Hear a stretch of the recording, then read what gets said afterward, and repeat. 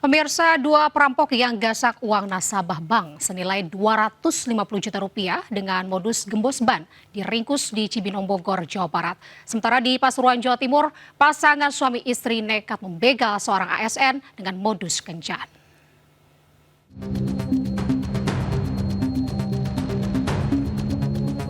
Dua pelaku perampokan modus gembos ban beraksi di Jalan Sungai Berantas Semper Barat, Cilincing, Jakarta Utara. Usai melakukan aksinya, para pelaku melarikan diri. Sebelumnya, kedua pelaku sudah membuntuti korban yang baru mengambil uang di bank. Lalu pelaku menusuk ban mobil korban dengan pisau dan paku yang telah dimodifikasi. Saat korban parkir untuk memeriksa mobilnya, satu pelaku diam-diam masuk ke dalam mobil nasabah bank tersebut, lalu menggasak uang senilai 250 juta rupiah. Berbekal rekaman CCTV, polisi menggerebek rumah kontrakan persembunyian kedua pelaku, AR dan MF, di Cibinong, Bogor, Jawa Barat, dan menyita senjata tajam yang digunakan untuk mengebosi ban mobil korban serta uang tunai sisa hasil kejahatan. Setelah pelaku mendapatkan target yang cocok, pelaku langsung mengikuti sampai dengan nasabah tersebut keluar dari bank dan berhenti di lampu merah. Setelah berhenti di lampu merah, pelaku menggembosi ban tersebut dengan pisau dan juga paku yang sudah dimodifikasi oleh pelaku. Kedua pelaku dijerat pasal 363 KUHP tentang pencurian dengan pemberatan dan terancam hukuman 7 tahun penjara. Dari Jakarta, Rizky Falupi melaporkan.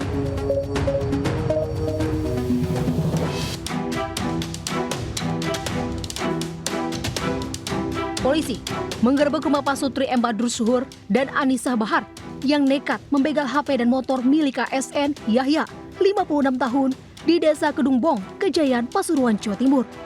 Modus aksi begal, pelaku, di mana korban nekat menggoda pelaku Anissa lalu bertemu di SPBU Kejayan. Pelaku yang menyamarkan namanya menjadi Vera mengajak korban ke lokasi TPU Desa Kurung. Sampai di TKP, korban diminta menepi. Tiba-tiba dua pria pelaku Badrus Suhur, suaminya, dan Rohim datang dengan senjata tajam. Motor dan ponsel korban lalu dirampas sementara korban kabur dan melapor polisi. Pelaku sudah mempersiapkan apa yang mau diinginkan, yang sudah direncanakan maksudnya dengan suaminya maupun dengan kakaknya untuk mau mengambil motornya korban itu. Pasutri ini pun dijerat pasal pencurian dengan kekerasan dan ancamannya 7 tahun penjara. Sementara saat ini polisi masih terus memburu satu pelaku yang masih buron. Dari Pasuruan, Jawa Timur, Jaka Samudra, iNews melaporkan. Pemirsa, bocah 10 tahun jadi korban jambret saat mabar usai sholat subuh di Cengkareng, Jakarta Barat. Sementara di Kuta Selatan, Bali, pemirsa, perampok yang menewaskan seorang ibu dan melukai anak gadisnya diringkus polisi.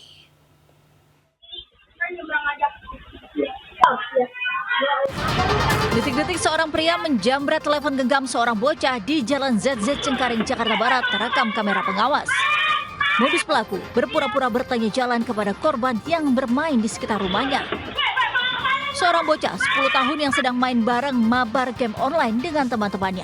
Tiba-tiba didatangi pelaku yang mengendarai sepeda motor untuk bertanya jalan. Tak berselang lama, pelaku yang beraksi seorang diri ini merampas telepon genggam korban dan langsung tancap gas. Korban sempat mengejar pelaku namun gagal. Lu handphonenya dijamret, nggak taunya posisi dia lagi duduk. Bapak-bapak itu nanya jalan, tapi dia udah ngeliat kondisi atas kontrakan. Dia ngejar, dia megangin bajunya sampai depan sini, tendang dia sama penjamret. Orang tua korban enggan melapor ke polisi karena takut tak ditanggapi.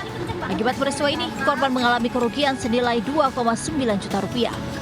Dari Jakarta, Miftahul Ghani melaporkan.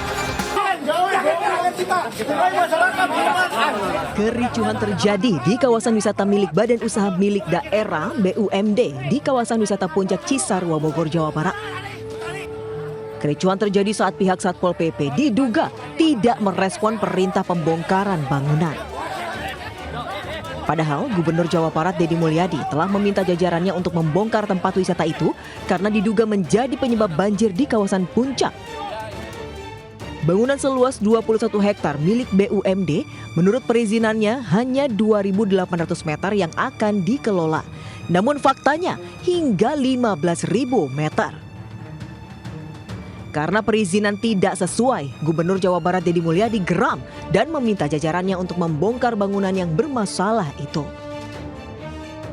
Saat ini tempat hiburan itu telah disegel pihak Kementerian Lingkungan Hidup karena dugaan pelanggaran hukum dengan pembangunan di wilayah hulu daerah aliran Sungai Ciliwung yang berdampak meningkatnya potensi banjir di hilir termasuk Jakarta dan Bekasi. Dari Bogor, Jawa Barat, Wildan Hidayat, iNews melaporkan.